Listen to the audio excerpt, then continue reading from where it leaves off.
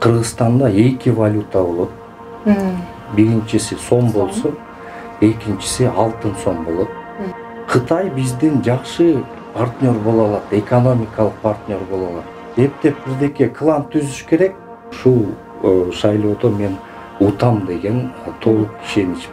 Арбаңыздар, урматтуу кыргыз элим, кайрадан факт KG сайтында бүгүн биз дагы бир президенттикке талапкер менен маек койгон турабыз. Ал эми бүгүн биздин студиябызда президенттикке талапкер Кубаныч Чороев. Кош келипсиз. Саламатсызбы? Саламатсыз. Айларыңыз жакшыбы? Рахмат, жакшы. Даярдыктар дегендей алдыдагы атсалышка. Ооба, азыр чоң даярдыктарды көрүп атабыз. Азыр борбордук шайлоо комиссиясында процедураларды жүргүзүп атабыз. Ыйгарым укуктуу өкүлдөрдү бекитип, анан азыр эми 1-2 күндөн кийин кол топтоо иш-чарасын баштайбыз. Отусунан кол топтойт. Негизинен бул биздин шайлоо мыйзамына карата ошол 30 миңден кем эмес кол топтош керек да ар бир кандидат. Мындан тышкары жана миллион сом күрөөгө коюш керек деген бар. Кыргыз тилинен тест тапшырыш керек деген бар. Мен эми өткөн 2017 жылы ошо өз кандидатурамды коюп атканда кыргыз тилинен тест тапшырган болчумун. Ошондуктан ошол сертификат жарайт да. Мен бул эмеде тест тапшырбайм. Калгандарын аткарасыз. Аткарам. Ар бирле президенттикке талапкер болгон инсан өзүнүн баягы кыргыз элин ойлоп, аркасындагы коомчулукту ойлоп, анан башкалардан бир өзгөчөлөнгөн программа менен алдыга болуп чыксам дейт эмеспи? Сиздин башкалардан өзгөчөлөнгөн кандай программаңыз бар?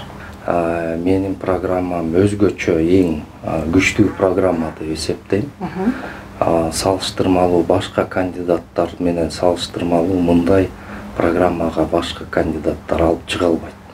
Көптөгөн президенттикке койгон талапкерлер президентке караштуу эмес, ыйгарым укуктарга караштуу нерселерди айтышат да.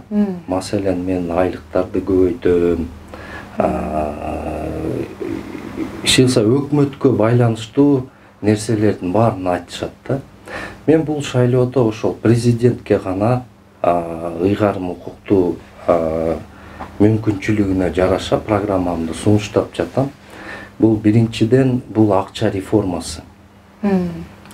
Сиздер билесиздер, эң улуттук банкка эң чоң таасир берген бул президент. Ошол себептүү мен ошо улуттук банк аркылуу Кыргызстандын акча системасына олуттуу өзгөртүүлөрдү киргизем. Бул реформа Кыргызстанда бир 700 миңдей микрокредит алган жарандар бар. 300 миң сомго чейин. Ошолордун бардыгын кредиттеринен кутултууга мүмкүнчүлүк түзүлөт. Биз аларды кредиттеринен бошотобуз. Бул биринчиден. Экинчиден, ушул банк системасы аркылуу биздин бизнесте чөйрөнү толугу менен ошол 1-2-3% кредиттер менен каржылаганга мүмкүнчүлүк түзүлөт.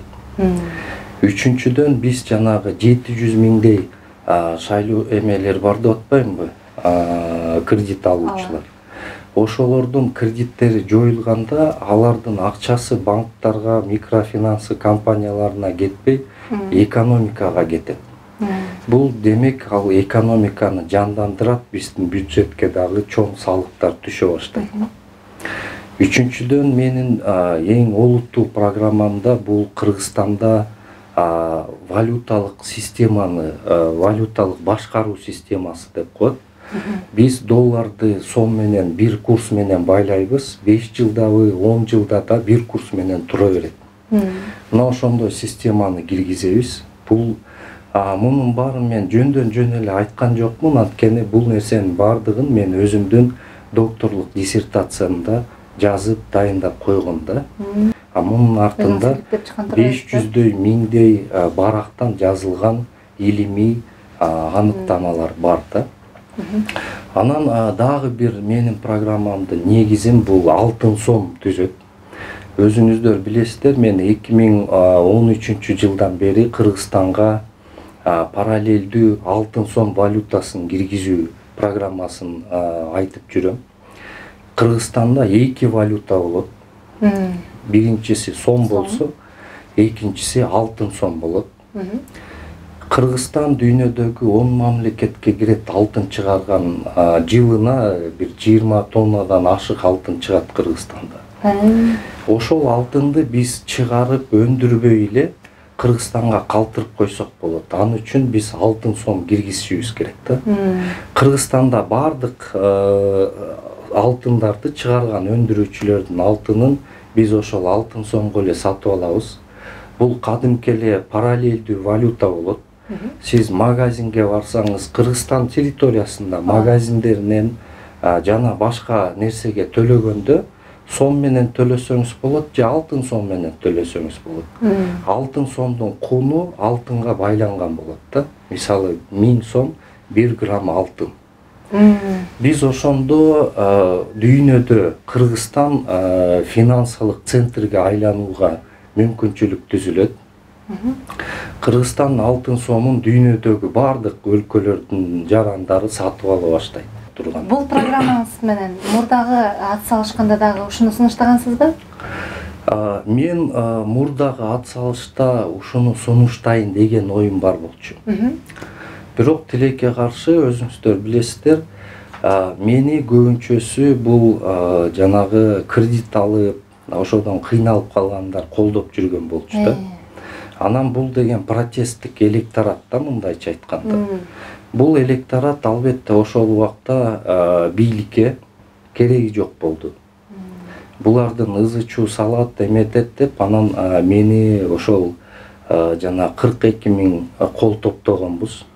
Ошо 42 000 колду жокко чыгарып салышты да, атайын. Ушул шайлоо кампаниясында катышпасын деп, ушул программаны элге жайылтып айтпасын деп.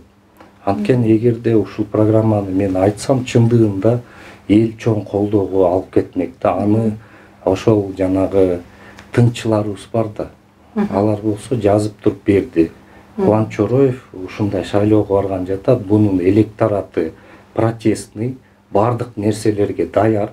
Ошондуктан Кубаныч Чороевду бул шайлоого киргизбей эле койгон. Оң деп ошол убакта президент Атамбаевка жазышты. Анан алар ошондой бийлик ошондой чечим чыгарды, Чороевду шайлоодон четтетип салуу жөнүндө.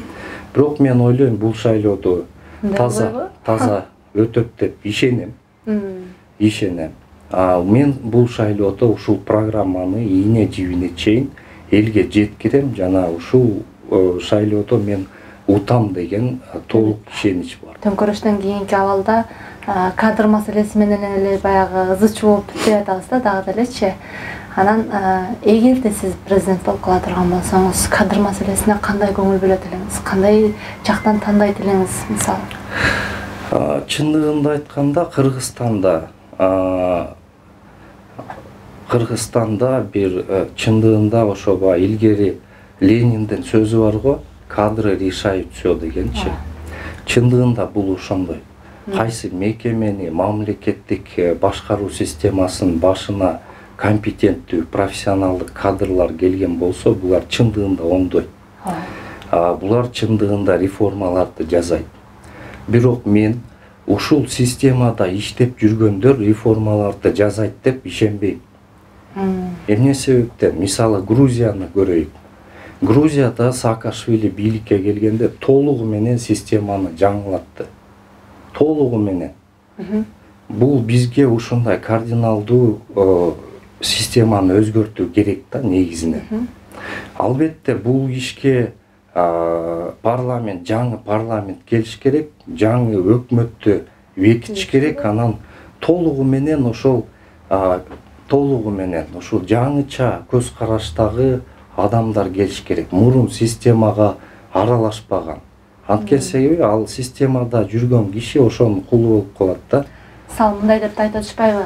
баягы жаштар келсин деп атышат го, анан бирок айрымдар айтып атат, жок, биз жаштар дей беребиз, кыйкырып чыккан жаштарды да коюп атабыз, бирок алардын ал тармакта тажрыйбасы барбы, жокпу, коюп эле атышат депчи. Алдыны балким бул жагын да эске алыш керек болуп калабы да. Мен албетте мындай көрөм да, негизинен эгерде Кыргызстанда президенттин алдында бир чоң саясий кеңеш болуш керек. Саясий кеңешке ошол тажрыйбалуу саясатчылардан, тажрыйбалуу мамлекеттик кызматкерлер, канча жыл өзүнүн башынан өткөргөн ошолор кириш керек деп эсептейм да. Анан президент ошол саясий кеңеш менен эсептешиш керек деп эсептейм. Анткени себеби саясий кеңеште коомдон келген бардык пикирлерди анализдеп, ошолор бир жакшы кеңештерди бере алат да. Анан менин оюмча бул бүгүнкү күндө бизде Кыргызстанга парламенттик система, парламенттик башкаруу системасы бизге туура келет. Экинчиден, биздин бүгүнкү конституция деле, эгерде биз өзүбүз эл жарандар, депутаттар бардыгы коом өзү туура болгон болсо, бүгүнкү конституция деле иштемек. Эмне дегенде, акыркы жылдарда президенттер өз проблема эмнеден келип чыкты? Конституцияда жазылбаган ыйгарым укуктарды аткара баштады. Маселен, президент бир министрди чакырып алып, мындай кыл, тигиндей кыл деп атат да. Аны биз ачык эле көрүп аттык да. Президенттин ага укугу жок. Президенттин ага укугу жок. Президенттин өкмөттүн ишине кийлигишүүгө укугу жок.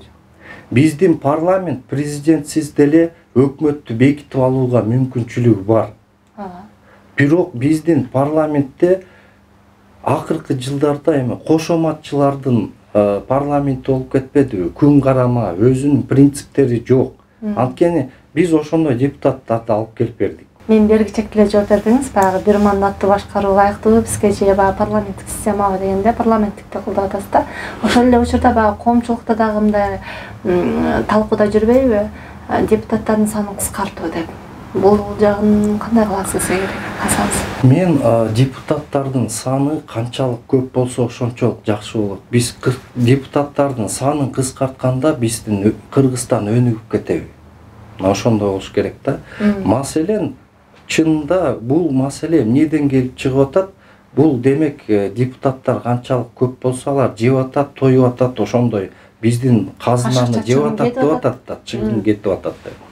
Мүмкүн биз депутаттардын санын кыскартканда деле биз аны көргөнбүз да. 35 депутат бар болчу мыйзам чыгаруу палатасындачы. Көп болсо 15 кишини акырын сүйлөшүп алып эле каалаган проекттерди өткөрө берсе болот. Анда мыйзамдарды бизнесмендер, чоң мындай лобби группалар сатып алат да. Демек кыскартпаш керек, көбөйтүш керек. Менин оюмча, канчалык депутаттардын саны көп болсо, ошончолук коомдон чыккан алардын өкүлдөрүнүн айткан ойлору дагы ар кандай болот да.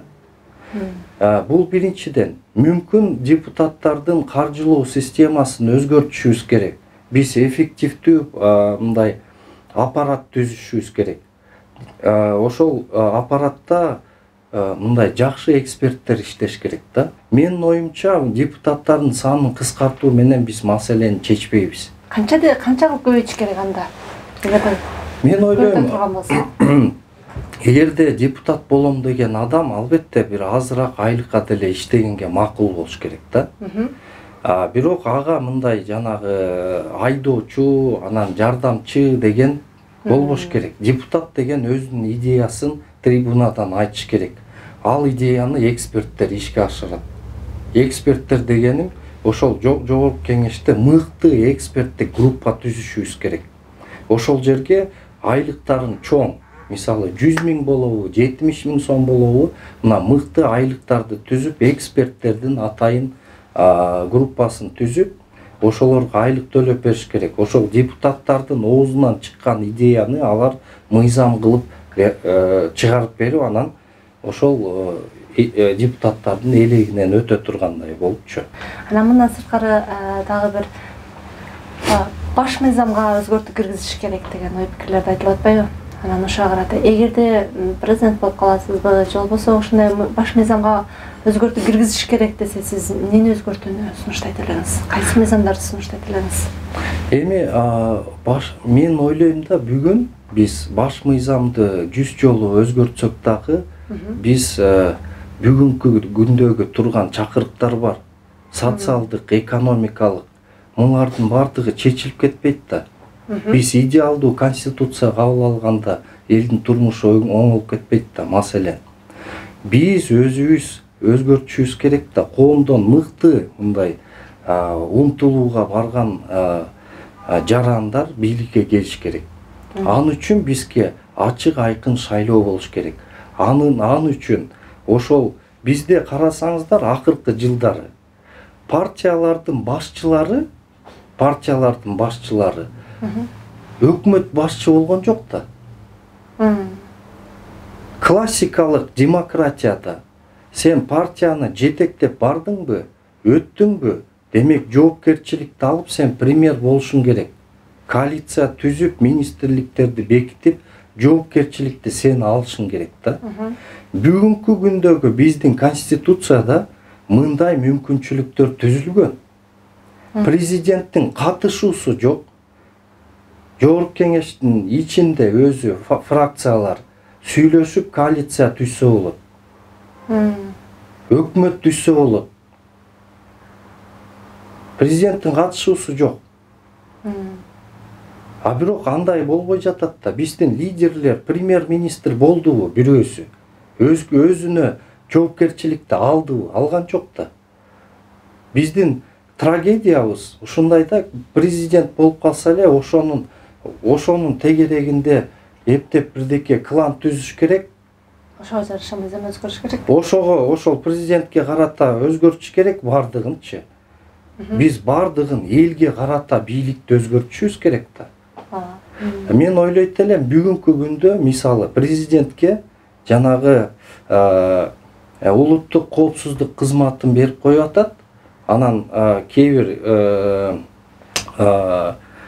жана Совет безопасности да, ошону берип атат да. Эми президент ошол аркылуу баягы депутаттарды, бардык эркин депутаттардын баарын коркутуп, өзүнө ылайыкташтырып алып атат да. Мен ойлойт элем, бунун бардыгын өкмөткө өткөрүп бериш керек. Президент мындай, мен өзүм президенттикке баратам, бирок мен ушул президенттик кызматтын көп ыйгарым укуктарын кайра парламентке же болбосо ошол өкмөткө өткөрүп берүүгө мен даярмын да. Чек ара маселеси дегендей, же болбосо Кыргызстандын баягы тышкы карыздары дегендей жыл сайын күчөп барат.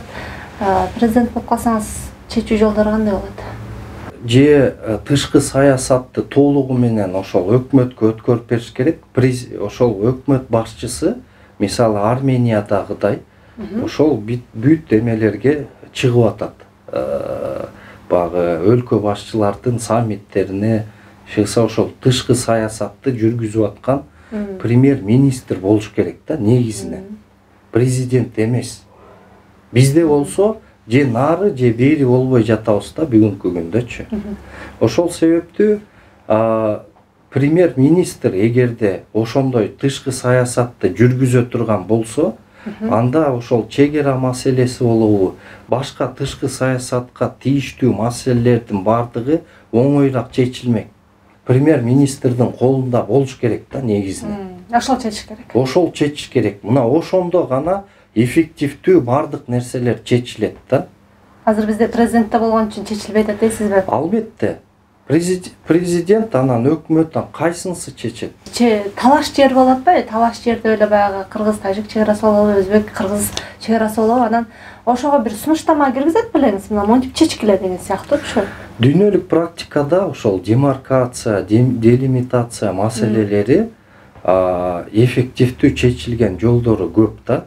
Бирок буга биз эксперттерди мындай эч качан эки тарап бири-бири менен сүйлөшкөндө эмеге жетише албайт.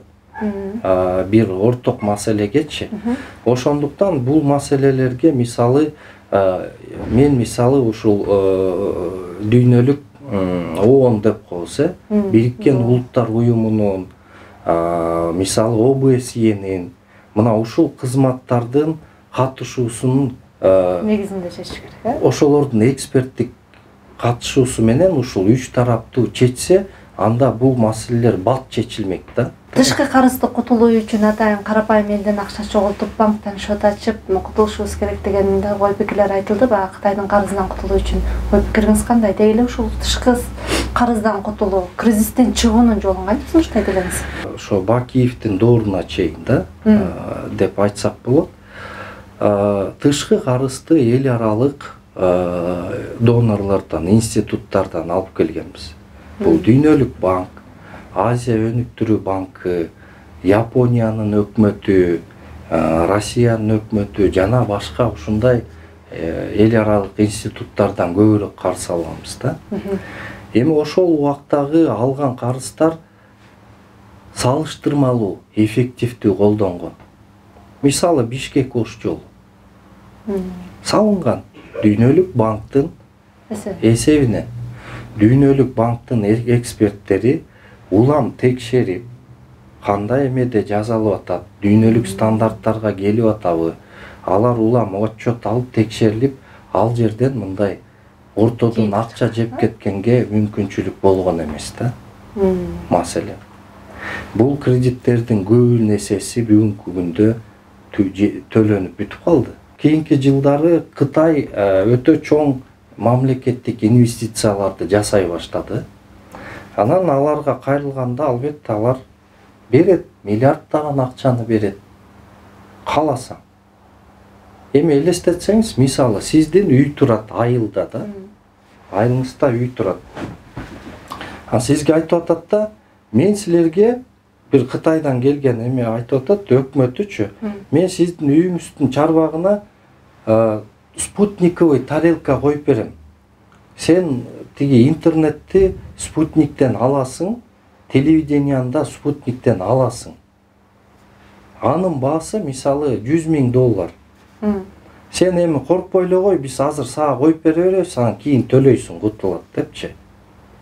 Кийин алып коет. Кыргыз деген мындай да, Кыргызга карызга самолет берсең деле алып берет. Биз тышкы саясатты Кытай менен жүргүзгөн тышкы саясатта 0 банкротко учурадык. Эми ошондон кантип кутулуш керек? Сиздин сунушуңуз барбы? Карыздан. Эгерде бизде Кыргыздын тарыхында Кытай менен эң көп узак мөөнөттөгү дипломатиялык байланышыбыз бар. Байыркы доордогу скиф доорундагы кыргыздар Кытай менен алакасы болгон да. Мен азыр айтсам, сиздер мындай таң каласыздар. Биздин байыркы доордо, биздин эрага чейинки 5-4 кылымдарда, 2 кылымдарда кыргыздар Кытайлардан кыздарды алып ошол биз алар менен куда соок эл болгонбуз да. Бирок чындыгында Кытай империясын скифтер түзгөн. Бул мен тарыхты изилдөөчү катары айта алам да. Маселен, Кытай менен жакшы мамиле түзөсө болот. Бирок аны үчүн, мисалы, эгер мен президент болсом, анда мен алардын карызы боюнча сүйлөшүүнү оңой чече алам деп айта алам. Кандай жол менен? Дипломатиялык жол менен. Жөн гана кечүү жол мененби? Туура. Кытай үчүн бул тарыхка таянып тарыхка дагы биринчиден маселе тарых. Экинчиден Кытай биздин жакшы партнер боло алат, экономикалык партнер боло алат. Азыркыдай эле кечпей койсочу. Кайсындай? Азыркыдай эле кечирип койгула, төлөгүлө деп. Мен андай аргументтерди келтирбейм. Кытай үчүн өзүнүн репутациясын сактоо. Кыргызстан менен өзүнүн алардын ички стратегиясы бар тышкы саясат боюнча. Ошол тышкы саясат стратегиясында кошуна мамлекеттер менен кандай мамиле түзүш керек 40 жылга жазып койгон алар. Ошонун негизине таянып. Бир жибек жолу деген, один пояс, один путь деген эмеси бар. Шелковый путь деген программалар бар да. Эми биз глобалдуу карашыбыз керек да. Ар бир сүйлөшүүгө бардыгына. Болуп өткөн президенттердин кимисинин ишин көбүрөөк баалайсыз? Кайсы ишине көбүрөөк ушундай баа бересиз? Маселен, мен ар бирине фигурага токтолбой эле коеюн. Бирөөсүн атасаңыз. Мен мисалы балалык кезимди ушу Аскар Акаевдин доорунда өткөрдүм да. Бул кишинин бир мындай эпохалдуу нерсеси бул Манас 1000 жылдыгын өткөрүп, Манас атабыздын мындай аты үчүн, Манас эпосу үчүн бир мындай дүйнөлүк деңгээлдеги масштабтуу бир жакшы ырым-жырымды жасап кетти да. Мен ошону мисалы туура көрөм. Менин дагы бир кыялым бар. Мен ошо Таласта өскөм. Менин өскөн жерим Кеңкол деп аталат да. Байыркы Кеңкол, Кең Талас депчи. Ошол Кеңкол тарыхый маданий мурас комплекси бар. Ошол жерде биздин Манас атабыздын ак дөбөсү бүгүнкү күндө урап жатат. Манас атабыздын ак дөбөсү. Манаста баягы Жусуп Мамайдын Манасында жазылат да, мындай жазылат. Жолборс атаң сарайы Кең Таластын жолунда, чоң ополдун боюнда депчи. Ошол жерде бүгүнкү күндө мындай ак дөбө турат. Ошонун үстүнө азыр элдер сөөктөрдү коюп атат да, негизиненчи. Эми ошол мен ойлойм да мындай. Эгер биздин кыргыздын атасы болуп аткан Манастын сарайы, үйү бузулуп жатса, Кыргызстан өнүгөбү? Мен ойлойм, мен эң биринчи мына ушул Манастын ак сарайын калыбына келтирүү иштеринен жумушту баштайм деп. Анткени себеби биздин Кыргыздын атасы болгон Манастын үйү кайра калыбына келиш керек, ак сарай. Семетей Бухардан келгенде Таласка ошол Абыке Көбөшкө тапшырма берип кеткен эң биринчи приказы ушу атамдын ак сарайын калыбына келтирди. Мына ушул биз мына ушудан башташыбыз керек. Кыргыз өз баалуулуктарына келиш керек. Ойлонушубуз керек да. Анан дагы бир суроо сизге баягы ошол эле Кытайды алып карай турган болсок, баягы коррупцияга көбүрөөк басым жасашат эмес баларчы. Анан бизде дагы баягы коомчулукта айтылып калат, бул коррупцияны жоюунун бирден бир жолу өлүм жазасын киргизүү депчи. Эгер президент болуп калсаңыз, коррупцияны кантип жоюп аласыз? Мен эми президент болуп калсам деп азыр муну жасайм деп айтканга өкмөт жасай турган нерсени мен айта албайм да. Өлүм жазасын киргизүүгө макул болот белеңиз? Маселе мындай. Өлүм жазасы бул өткөн кылымдардагы нерсе да. Азыркы дал келбейт. Кыргыздын мен ар бир нерсеге Кыргыздын тарыхына, Кыргыздын салтына таянам да.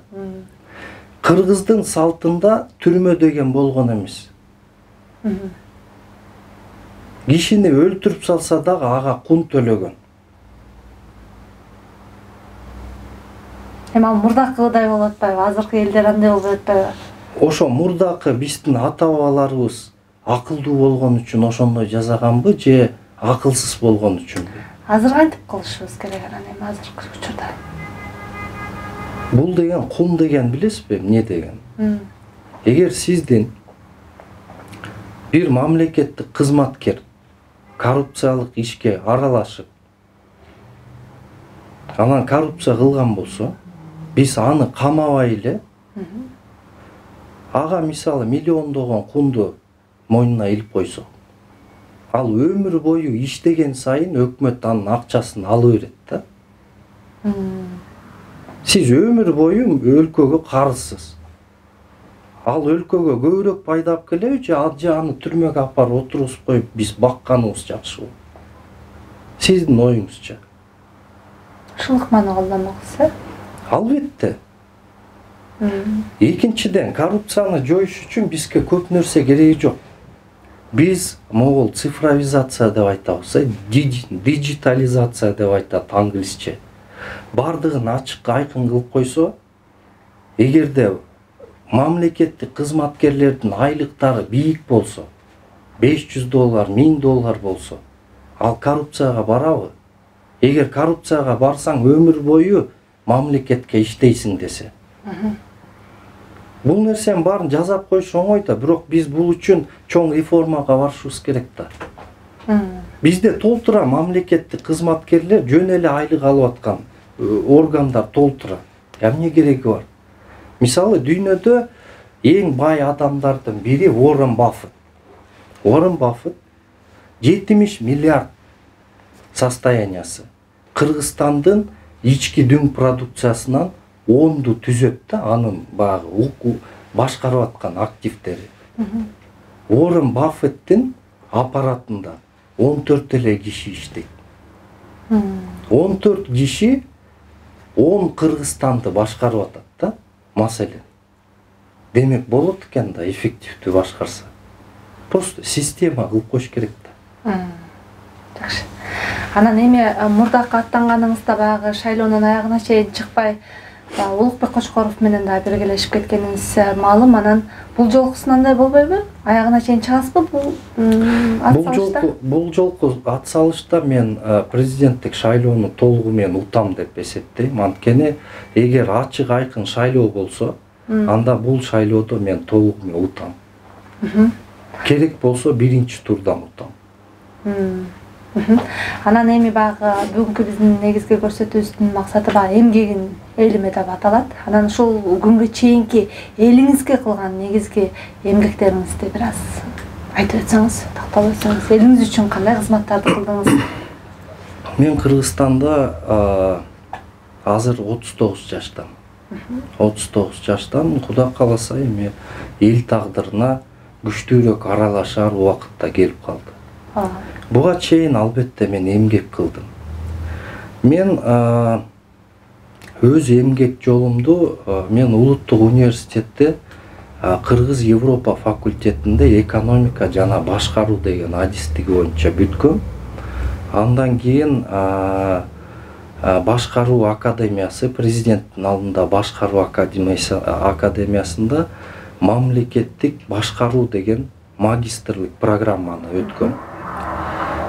Эмгек жолумду мен эл аралык республикалык институт деп коет.